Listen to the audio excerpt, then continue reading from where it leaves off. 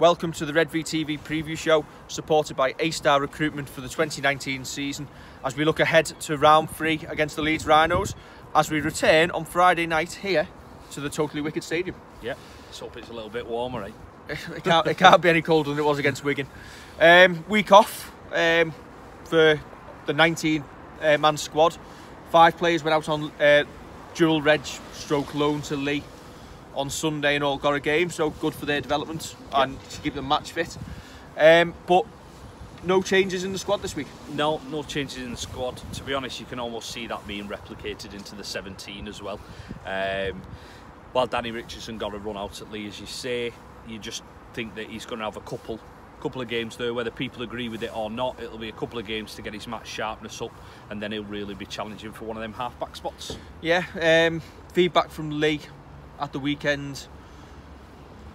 He didn't go spectacularly, but first game of the season for him. Exactly, and you know what, we said throughout the Wigan game it wasn't about your performance, it was just about getting the minutes under your belt and getting your hands on the ball. That's what he's gone and done, and there's no problem if he goes there and he puts in a 6 out of 10 performance. Then it's a starting block, isn't it? It's literally where he can step up from. Obviously Justin Holbrook has basically said it's going to be the same 17. He doesn't foresee any changes from Wakefield. The right decision? Probably so. You give the lads a chance to continue what they've started the season doing. I mean, it's been the same 17 for the first 2 rounds. Why change a winning thing? I suppose is one way of looking at it. I'm not sure that there's too much that you could. People will always argue, I think, that last sub spot that he's mentioned about, and whether Jack Ashworth goes into that one, because apparently he's gone rather well in the first 2 rounds at Lee, but again he's getting regular game time over there, so do you just change that for the sake of him potentially doing, I don't know, 20-25 minutes here and there? Yeah, and I think Justin Holbrook showed last season that even if a player has one bad game, he'll always give them another couple of opportunities to basically correct the performance. Yeah, and I think you'd want that as well as a player, wouldn't you? Just you want to get back out there if you've had a bad performance, and you know what, if we got dusted somewhere, you'd almost want the same team to go and roll round again and get that out the system, really. Will it be a case this season? I think we've talked about there potentially being some squad rotation.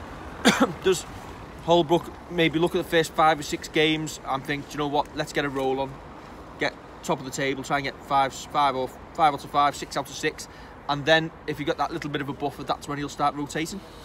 Yeah, it's not a bad theory. I would like to see us rotate, to be honest, because we have got players who are getting into the 30s. I mean, me and you are well into our 30s now, but we've got players. I know, don't look it. Don't be so shocked when you just open your mouth. Yeah.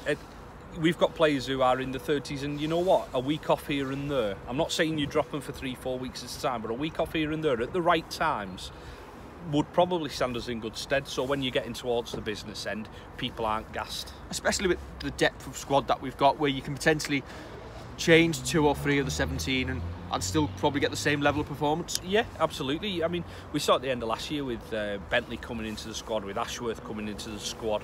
They were hungry for it and they didn't look out of place, so they'll get the chance. Leeds, awful first couple of weeks. We put Salford in our handicap on Sunday and Leeds absolutely tonked them. Yeah. Is it just us to kiss of death, or have Leeds suddenly improved? A little bit of both, I'd probably say. I saw a couple of my Leeds supporting mates on social media say that they couldn't complain with the performance against Salford.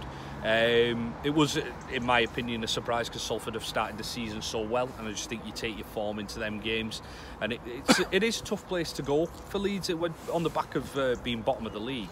It's a tough place for them to go.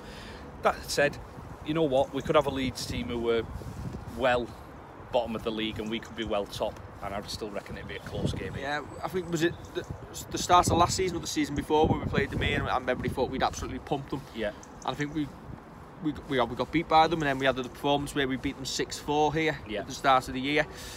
Leeds, I think I've said it before, a little bit like our kryptonite. Yeah.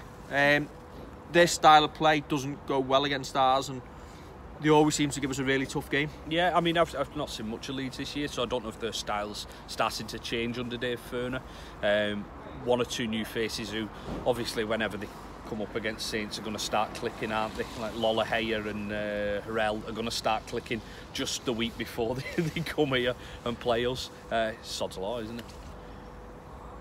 Predictions for the weekend? Or Friday night even? If it stays like this, I'm going to go low-scoring game and Saints by 2 tries, probably. I'm going to go Saints 26-10. And Lachlan Coote not kick out on the full. I think he'll have learnt lessons from Wakefield. I think we'll suddenly see some good signs from that left-footed kicking game. Other news, Luther Burrell signing for Warrington. Strange one. It's almost no risk if the... apart from the money. Well, not... Well, but it's not our money, so... Oh. No, what I mean by that is, if like Simon Moran and the likes want to pay for his wages, and because they get him for free this year, they get him 50% off next year on the salary cap. So it's almost one of them risks that if your money men are willing to take that risk on an experienced, I'll call him an experienced rugby player at 31, then fair play. You wonder how quickly he's going to take to the game. If he doesn't take quickly to the game, is he of an age where you're thinking, well, he's not a project, is he? He's not a 21, 22-year-old who you can mould. Or even somebody like Maury Fasavalu, who came over here and played rugby league over here compared to rugby union at home. But for me, it's a 31-year-old who's taken a squad position and potentially holding back the development of one of Warrington's youth team. Yeah, possibly. Does it say a lot about Warrington's youth team, that, or is it a desire for Warrington to win now? I think Warrington have got to the stage now where they have got to start winning grand finals. I think they have definitely got to that stage now that they've got to start winning grand finals, and if that comes at any cost, then I think it's so be it. As long as they get that trophy in the cabinet, I think they'll be happy with that, and I don't think they'll care who pulls on the shirt. And obviously our friends from down the road, Widnes, haven't paid the wages this week. No, if you read everything like from the likes of, I think James Gordon's put a couple of tweets out, and the statement that Widnes put out themselves, it looks like mismanagement all the way through. Just considering there were statements made last season that their historic debt had been cleared. Yeah. They got the parachute payment from Super League, and where's it gone? Do you know what? I don't feel sorry for the players or the coaching staff, because they'll find new clubs. Hopefully they will. They'll find clubs within the game. The people I feel sorry for are the community staff who work for Widnes and the staff behind the scenes, if worse comes to worse, because obviously they're the lifeblood of the club and they do such great work in the town. Yeah, absolutely. That's it. Yeah, I feel for some of the fans as well, because they'll have just been going along, paying the money, going trying to support the team when they've been in strife, when they've been in bad positions, and getting 5,000 every single week. Yeah, exactly. So it makes you wonder why Kukash or someone hasn't looked and gone into Widnes now, because you're thinking they're going to go for a project where at best they're going to end up with a couple of hundred fans, where they've got a ready-made club with a fan base craving success. Did they have a look at it though? They may will they come back if they go into administration and they don't have to suck up the previous debts? It'd be an option, wouldn't it? But yeah, as I say, like the community staff and the majority of the fans, I feel sorry for, just because it wouldn't be nice if we were in that situation and the club was struggling. I think there, but for the grace of God, go I. There, but for the grace of Eamon McManus and the rest of the backers on that board, and Mike Rush and the likes who have kept this club going through difficult times at times, and we've reached the stage now where we're being run really well. So absolutely. Last question then. Anthony Gelling, up the Vikings. Up the Vikings. Would you look at signing him? Do we need to improve our pre-match entertainment? Or get him on pitch before? Yeah, he's not going to get a game, is he? Let's be fair. You know what? I think somebody like Gelling though, he kind of raises the profile. People will think he's an idiot. People won't like it, but he gets people talking about the game. It's like, he's probably attracted bums on seats with this season. Have you seen that advert that Warrington put outside the World Club Challenge? They're only roosters, wait till you face the Wolves. I think that is absolutely terrible.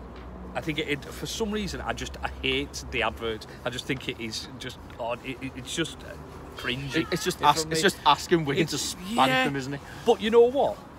fair play to Warrington for doing it, because they've got people talking about the Yeah. game. They've got the message out there, and whether you like it or not, it's done its job. 10 minutes in, I think it's about to start pouring down in a minute. Feels like Yeah, so if you haven't got tickets yet, tickets still available at the box office. They'll be paying the gate, I'm sure, on Friday night. Should be another cracker, and hopefully we can get one over the Leeds Rhinos. We will see you after the game outside the stadium for the instant fan reaction video. Don't forget to like, share and subscribe, and we will catch you soon on Redvee TV.